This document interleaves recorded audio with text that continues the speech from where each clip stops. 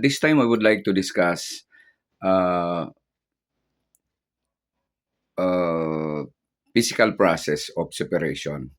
Example, filtration. Filtration is defined as to separate solids from liquid or from gases. Okay? So like for instance, simple as we commonly used. Once you smell something bad odor, what do? We usually cover our face with handkerchief. So by doing such, it is an example that you are trying to filter the the cause, the molecules of those causing bad odors from that of the air. So what is being filtered is the bad odor, which usually, for example, germs. They are carried by the wind. So the wind can pass through the handkerchief because the particles of the air is tinier than the particles of those with the bad odor or the germs being carried by the wind. So you are being filtering the germs, not able to pass through your handkerchief.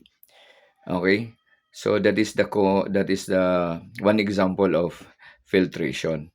For instance, um, you have colloidal or there's solid suspension of your that is present in water. So all you have to do normally you have to do that is you use a filtering medium so that the solids that is present in your water or in the liquid will be cannot pass through the medium filtering medium.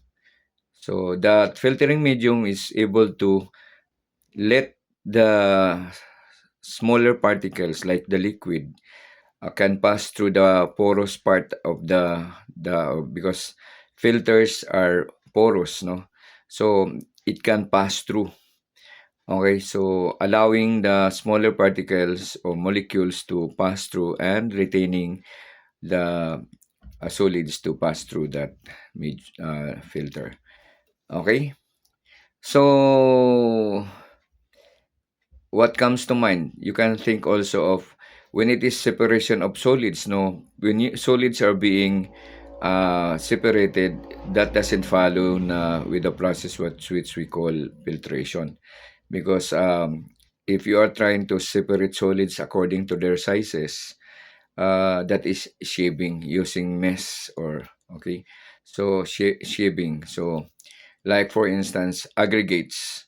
So you're crushing the rocks, then the different sizes are being separated, right? Three-fourth, one-fourth, or so those who can pass through the sheave mesh will be can pass through the sheave.